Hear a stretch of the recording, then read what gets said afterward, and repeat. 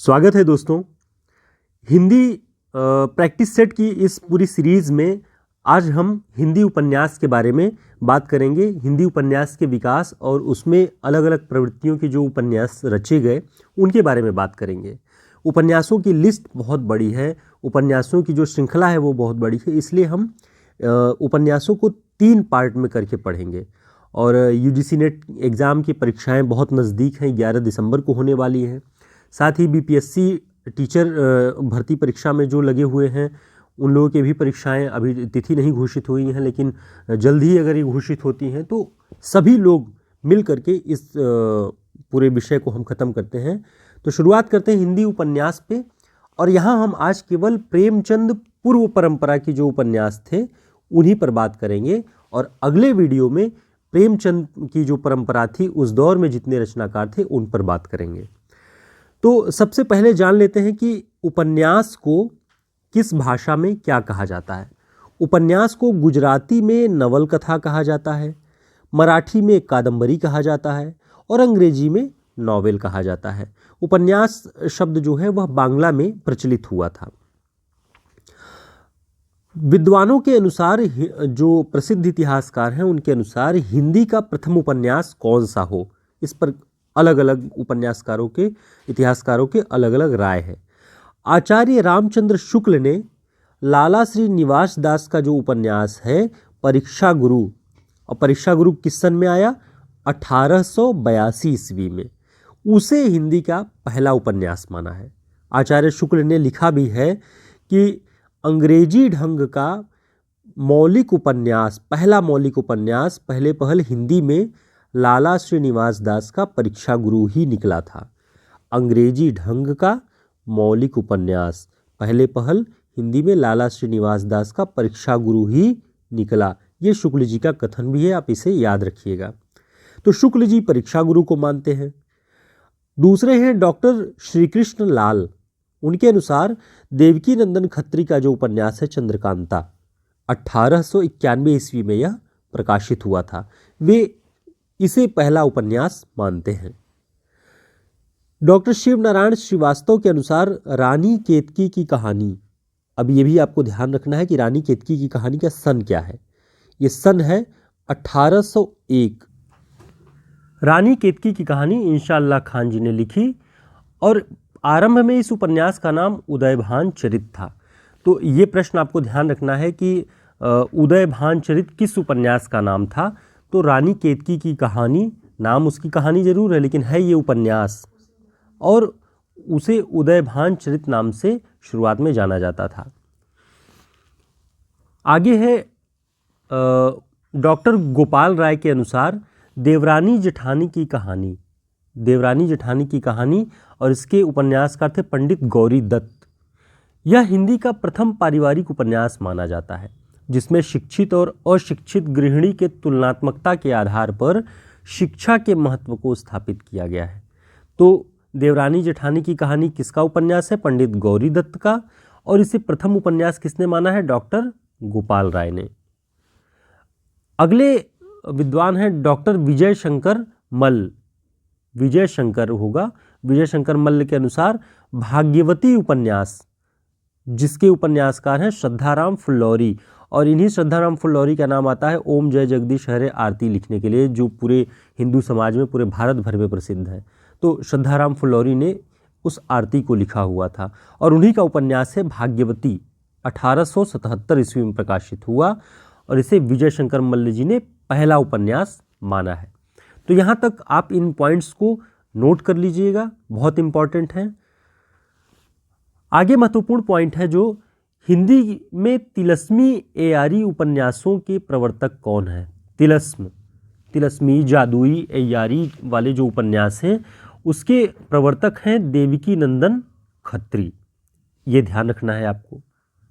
हिंदी में जासूसी उपन्यासों का जन्मदाता किसे माना जाता है, तो हिंदी में जासूसी उपन्यासों का जन्मदाता गोपाल राम गहमरी को माना जाता है। लगभग 200 उपन्यास इन्होंने लिखे होंगे, और एक दौर ऐसा था कि हर मेले ठेले, स्टेशन और छोटी मोटी दुकानों पर जहाँ किताबें मिल सकती थी वहाँ इन जासूसी और तिलस्मी उपन्यासों की बिक्री बहुत धूम से होती थी, बहुत सस्ते में मिलते भी थे। तो इन्हें आपको ध्यान रखना है कि जासूसी उपन्यास का जन्मदाता गोपाल राम गहमरी। हिंदी में ऐतिहासिक उपन्यासों का जन्मदाता कौन था? किशोरीलाल गोस्वामी। आगे चल के आप देखेंगे वृंदावन लाल वर्मा वगैरह जो ऐतिहासिक उपन्यासकार हैं वो सब इन्हीं की परंपरा की देन है जिन्होंने ऐतिहासिक उपन्यासों को लिखना आरंभ किया।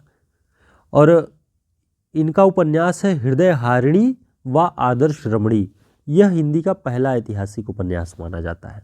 तो हिंदी का पहला ऐतिहासिक उपन्यास हृदय हारिणी व आदर्श रमणी, और इसके उपन्यासकार हैं किशोरीलाल गोस्वामी।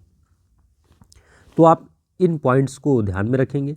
अब हम बात करते हैं इस युग के महत्वपूर्ण उपन्यासों के बारे में, और ये उपन्यास बहुत महत्वपूर्ण हैं, आपको जानना भी चाहिए। एक हिंदी का छात्र होने के नाते भी, एक प्रतियोगी होने के नाते भी इन उपन्यासों की जो शुरुआती परंपरा थी उन उपन्यासकारों के बारे में आपको जानना चाहिए। पहले हैं देवकीनंदन खत्री। इनका जो प्रसिद्ध उपन्यास है चंद्रकांता। भूतनाथ। भूतनाथ देवकीनंदन खत्री का अपूर्ण उपन्यास है और इसे पूरा किया उन्हीं के पुत्र दुर्गा प्रसाद खत्री ने।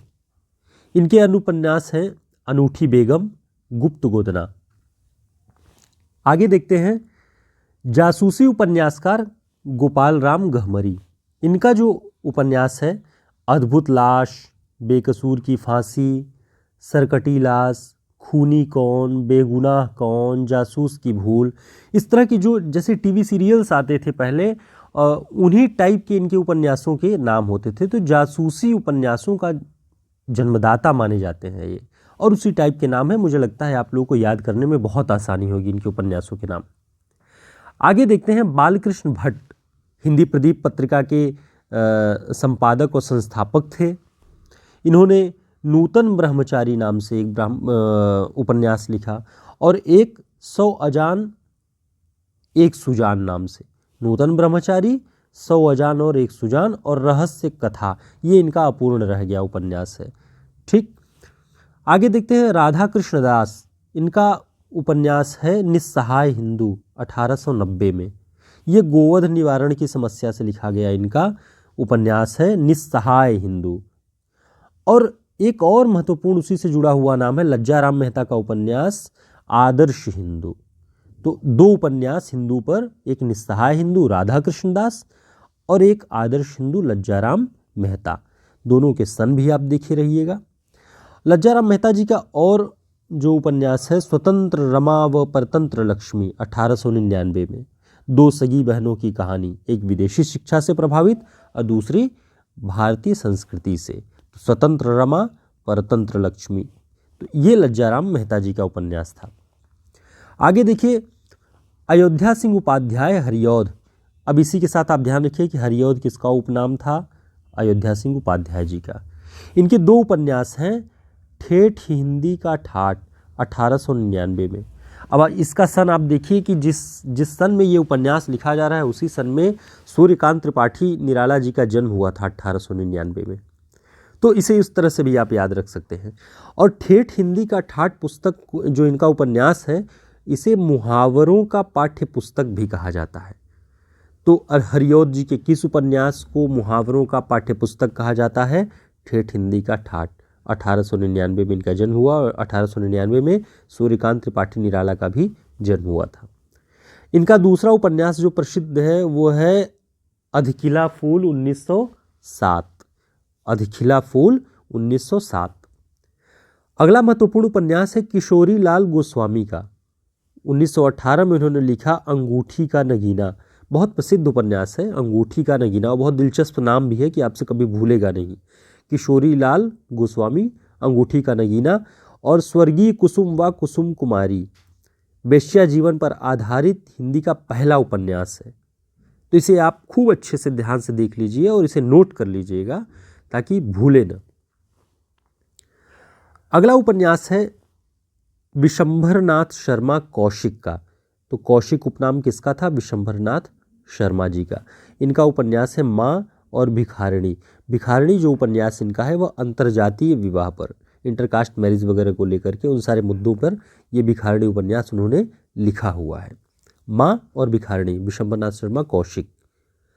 अंतिम जो उपन्यास है वह है जिसकी बात हम यहाँ करेंगे ठाकुर जगमोहन सिंह का श्यामा स्वप्न, प्रेम संपत्तिलता और देवयानी। 3 महत्वपूर्ण इनके उपन्यास आप ध्यान रखिएगा। श्यामा स्वप्न कई बार पूछा जा चुका है, तो ठाकुर जगमोहन सिंह। मित्रों, उम्मीद है आपको ये प्रेमचंद पूर्व उपन्यासों का ये जो वीडियो है पसंद आया होगा और आपके लिए उपयोगी होगा। वीडियो को लाइक कर लीजिएगा, चैनल को सब्सक्राइब भी कर लीजिएगा और उपन्यासों की दूसरी श्रृंखला कल हम लेकर के मौजूद होंगे। उसमें आप प्रेमचंद के दौर में जो भी उपन्यासकार उपन्यास लिख रहे थे उन सब की पूरी जानकारी आपको मिल जाएगी ताकि परीक्षाओं में आप बेहतर कर सकें। फिर मिलते हैं एक नए वीडियो के साथ। बहुत धन्यवाद, ढेर सारी शुभकामनाएं।